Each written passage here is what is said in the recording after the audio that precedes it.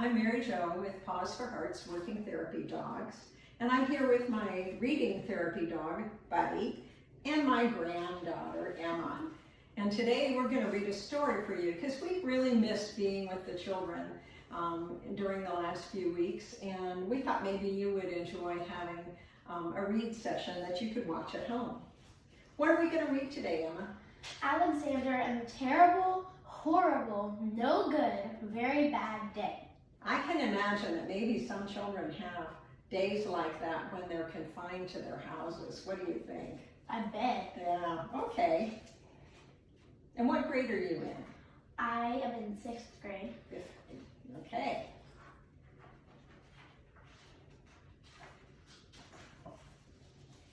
I went to sleep with gum in my mouth, and now there's gum in my hair. And when I got out of bed this morning, I tripped over my skateboard by mistake. I dropped my sweater in the sink while the water was running, and I could tell it was going to be a terrible, horrible, no good, very bad day. What do you think, Buddy? Do you ever have days like that when you wake up and things are just not going right? Not many times. At breakfast, Anthony found a Corvette Stingray car kit in his breakfast cereal box. And Nick found a junior undercover agent code ring in his breakfast cereal box. But in my breakfast cereal box, all I found was breakfast cereal. That makes sense. It is breakfast cereal. I think I'll move to Australia. Buddy, have you ever wanted to move to Australia?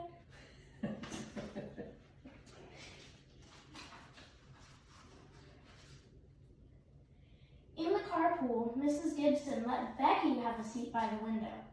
Audrey and Elliot got seats by the window too. I said I was being smushed.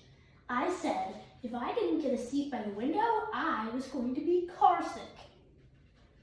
No one even answered. I could tell it was going to be a terrible, horrible, no good, very bad day. Have you ever been smushed in a car, Buddy? By his sister. Say no, say I'm just listening. At school, Mrs. Dickens liked Paul's picture of the sailboat better than my picture of the invisible castle. At singing time, she said I sang too loud. At counting time, she says I left out 16.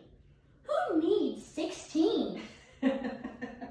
I could tell it was going to be a terrible, horrible, no good, very bad day. Can you count, Buddy? Do you know how to count? Do you know how to count to 16? I could tell because Paul said I wasn't his best friend anymore. He said that Philip Parker was his best friend and that Albert Moya was his next best friend, and now I was only his third best friend. I hope you sit on a tack, I said to Paul. I hope the next time you get a double-decker strawberry ice cream cone, the ice cream part falls off the cone part and lands in Australia. Oh, Buddy. Sitting on a tack would not be fun. There were 2 cupcakes in Philip Parker's lunch bag, and Albert got a Hershey bar with almonds, and Paul's mother gave him a piece of jelly roll that had little coconut sprinkles on the top. Guess whose mother forgot to put in dessert? Oh. It was a terrible, horrible, no good, very bad day. Oh, poor Alexander. Buddy, do you ever have bad days like that? I think Buddy doesn't have bad days. I don't think he has dessert anyways. Only when he loses his ball. That's what it was, because after school, my mom took us all to the dentist, and Dr. Fields found a cavity just in me. Come back next week and I'll fix it, said Dr. Fields. Next week, I said. I'm going to Australia. On the way downstairs, the elevator door closed on my foot, and while we were waiting for my mom to go get in the car, Anthony made me fall where it was muddy, and then when I started crying because of the mud, Nick said I was a crybaby, and when I was punching Nick for saying crybaby, my mom came back with the car and scolded me for being muddy and fighting. I am having a terrible, horrible, no good, very bad day, I told everyone. No one even answered. Buddy, what do you think, buddy? I think he's tired. He's listening. Listening quietly. That's a good thing. So then we went to the shoe store to buy some sneakers. Anthony chose white ones with blue stripes. Nick chose red ones with white stripes. I chose blue ones with red stripes, but the shoe man said, "We're all sold out. They made me buy plain old white ones, but they can't make me wear them."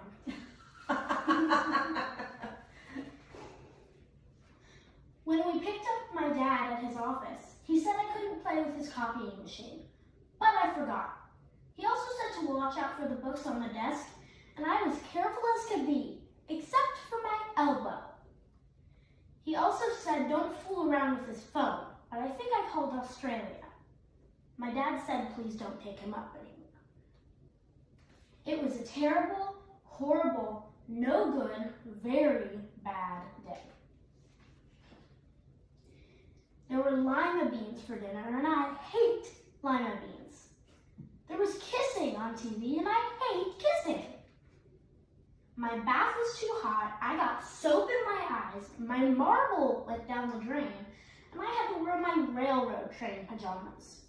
I hate my railroad train pajamas.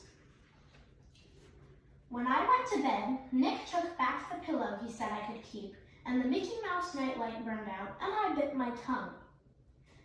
The dog wants to sleep with Anthony, not with me. It has been a terrible, horrible, no good, very bad day. My mom says some days are like that, even in Australia.